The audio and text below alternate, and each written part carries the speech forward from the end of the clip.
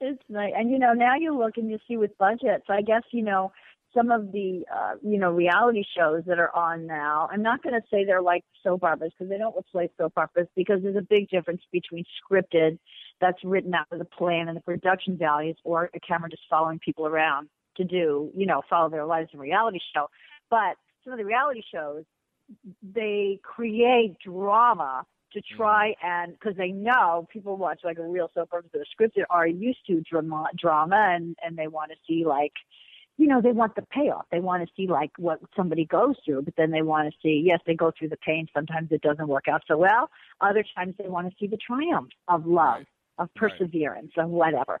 So a lot of those shows copy what's on the soap operas to try and create, they're trying to create mountains out of molehills all the time because look what the competition is, Right, exactly. So I find that really interesting. And now in today's day and age, the way television has changed because there's just a gazillion, stations now. I mean, all these channels, when I was growing up, there were three, ABC, CBS, and NBC were the only three channels on TV. Three channels, three choices, that was it.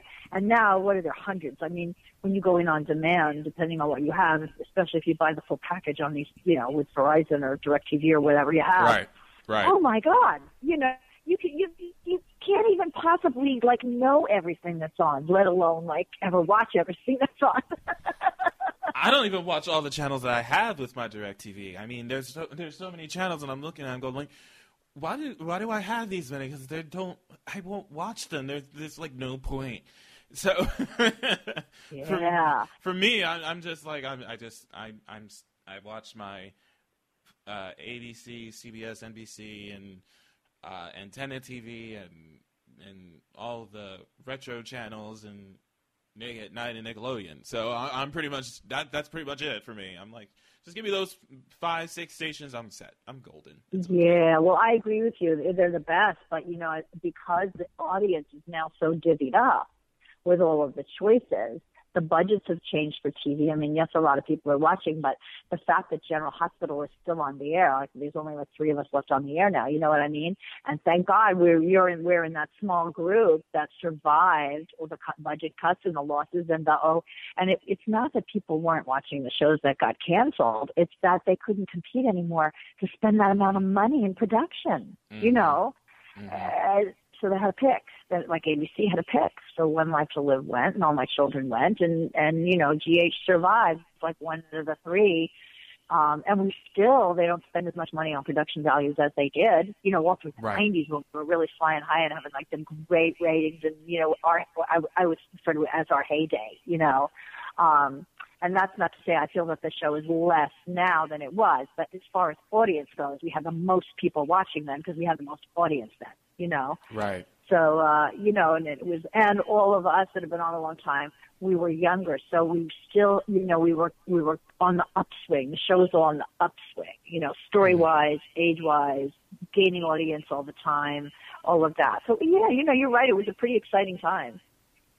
And, it was, you were not seen on the show for quite some time, and then you were brought back thanks to once One Life to Live was canceled, which, again, I'm not saying that this was a good move, but I'm just saying it was a good move for General Hospital when they brought in Ron Carlivati and Frank Valentini, because it changed the show from what I had seen in recent years. And, there was just something about it that they just brought a little bit of the history back to it, a little bit of the richness back to the show. It was, so much better. The show was floundering around for time with the former powers to be. And so when Mr. Valentini and Mr. Carlivati came in, the show just got so much better. I mean, it was like, oh my goodness, and a lot of that was network politics, and, it was time for change. It was long overdue. Absolutely. So thank goodness the change happened. Oh, absolutely. It did. And, it brought back some of our favorites, and, we were able to see Lucy again, and Scotty again, and Bobbie again, and Monica even more. So it was just wonderful for the fact that they were able to bring about these characters that we knew in our prime coming in doing some episodes and taking part in the Nurses Brawl, which they brought back as well. And it was just it was much needed. I was very happy to see all of these guys again. And it was so funny because I was mentioning to Ken when we did the interview with him, and I was naming the names of who was brought back. I was like, oh my God, I just named every woman that Scotty Baldwin was involved with. I love it. Yeah. I love it. Then I went down the list. I said they brought back Jackie Zeman, they brought back Lynn Herring, they brought back Robin Madsen. I'm just standing there, and G.D. Francis, and I'm saying, and every single one of these women Scotty was involved with. I was like, oh my God, I cannot believe I literally sat there and I said it out loud, and I said, wow, they brought back pretty much every single woman that he was with. Yeah, Scotty Baldwin gets around, doesn't he? He did. And who would ever think that Ken could settle down now with Trish, you know? Good for, I say every day, Ken, good for you. It took you a long time, but wow, you finally got a good one that you're, happy with. I love it. I'm serious. I was cracking up. I was like, wow. He pretty much was the, I don't know if I could call him a playboy of Port Charles. There were plenty of other playboys in Port Charles, more so than Scotty Baldwin, but he definitely in his prime was, for sure. Yeah, and the nature of the beast was great. And that's another thing that I think the women especially like to see that, Well, because Ken is still all that, you know what I mean? He's like, still handsome and good looking. He works out every day. He's in great shape. He's still funny, quirky. He's got all that going for him. And I think the women who particularly love it.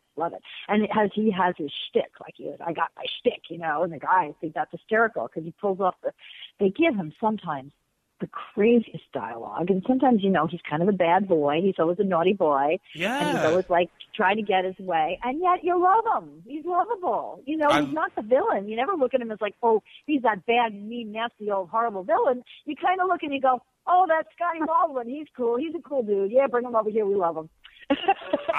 And that's pretty much how I feel about him, because I just sit here going like, you either love him or hate him, and I don't think there's many people that hate him. I mean, seriously, there's just this way of him portraying that character that you just can't hate him. You just love his antics, and I just am enamored by his performances.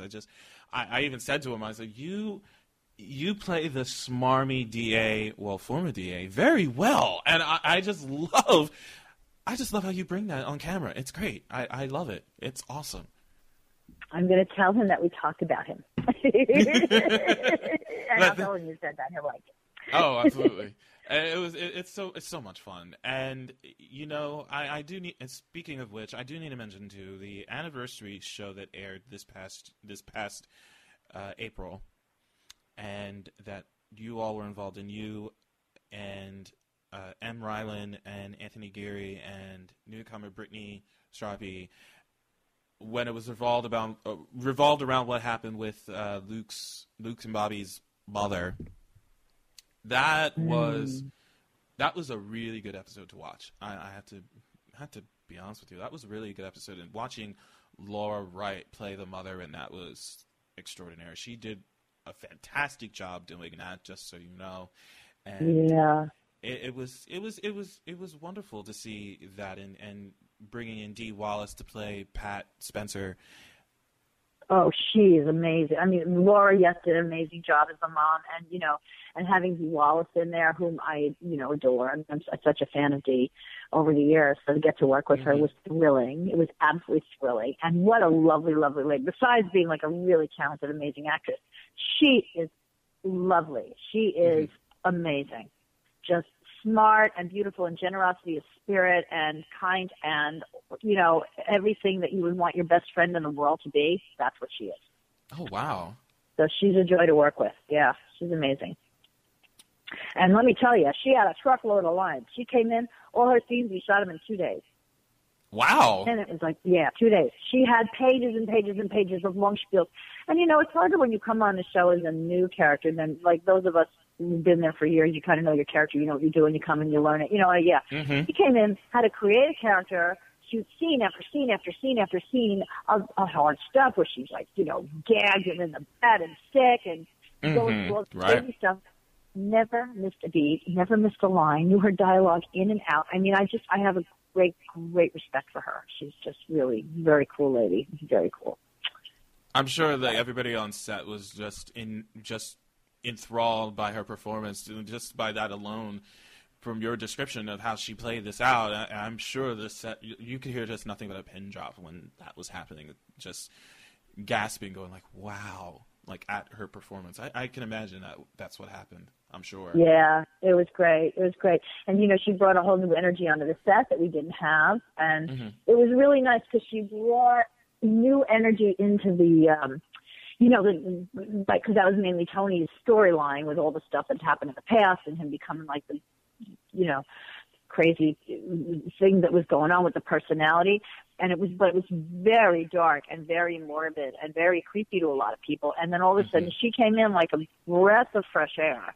You know what I mean? And played the sister where all of a sudden she gave it heart. Her character kind of anchored the story. I mean, I thought Ron Carlivati wrote that brilliantly. I think it was brilliant. And casting her, I guess Frank and Mr. Valentini cast her, and between the two of them, they were a good team. Because she came in and all of a sudden, all that morbid, crazy stuff, she brought in like the counterpoint to that of the softness and of where it started from the youth and going through it. And I just thought it was beautiful because it made it real. It made people be able to watch it and go, oh, it's not just some crazy-ass soap story. Yes, it had all the drama and it was exciting, but people have a hard time relating to where that storyline was going. And then she comes in and it's like, oh, my God, she made it real. We saw Laura playing the mom, and we saw her come in, and then they had me come in, and then they have, Jane Elliott and Tracy, like, begging him to, trying to bring him back, Bobbie trying to bring Luke back. It was really good. It made the story human, It gave it heart and soul. And I just love that. It brought love into the storyline. It brought love in. There wasn't love in it before, and then it turned into that. So I just thought that was like some really great writing, and some pretty darn good acting, and everything. Yeah. Yeah, they had great actors, not just with the veterans of the show, but also the kids who played the young Bobbie, young Patricia, and young Luke. I mean, especially they were wonderful. They were wonderful kids. Yeah, they were. They're so young, They did an amazing job. Yes, they really did. I was very impressed with their scenes. I was very impressed by the young actor who played young Luke, and I'm sorry his name escapes me at the moment, and as well as the actress who played young Patricia, but they were wonderful. They were really good. You've been watching a lot. You saw like all those scenes. I'm impressed. I keep up. I keep up. I didn't watch. I need to watch the last 2 episodes. Actually 3 episodes. Because I didn't watch today because I didn't watch Thursday and Friday's episodes yet. So I gotta watch. I'm watching those later tonight because of the whole Jason reveal happened now. So I can say that I will be watching that this evening. So I want to see how this plays out. I've already seen like people talking about it earlier today, and I was just like, yeah, I need to watch it. Oh, yeah, there you go. Yeah. Well, good for you. You're staying on it. I gotta stay on it. And speaking of watching, did you watch when the final Luke Anthony shows aired? Did you watch? I watched. I have to tell you, I don't watch a lot of air shows because if I'm there, I'm watching what's going on the set. Over the years, I haven't sat down a lot. I watched some of it, yes. Because I wanted to see some of it because I knew there was a lot of buzz that people were talking about. Mm-hmm. So I watched, a few of them towards the end, and I thought they were really good. I thought they were very good. So, and I watched the one that he and I did together, and I usually don't watch my own scenes. I never do. And I think it was Ken said to me, I think he called me because sometimes I don't even know, like, what's on what day, because it's like they go dark now for 3 weeks and then we go back and we shoot 3 shows in one day and it's all crazy. So a show, sometimes you can do a show and if they're dark for 3 or 4 weeks, that show isn't like actually on for like 2 months. And then other times, if it's not a dark time, you shoot a show and a week later it's on the air. So I kind of never know where we are in the story, what was on the air and what. And Frank Frank Valentini's like, he gets really weird about. He loves the social networking when people like want to tweet or say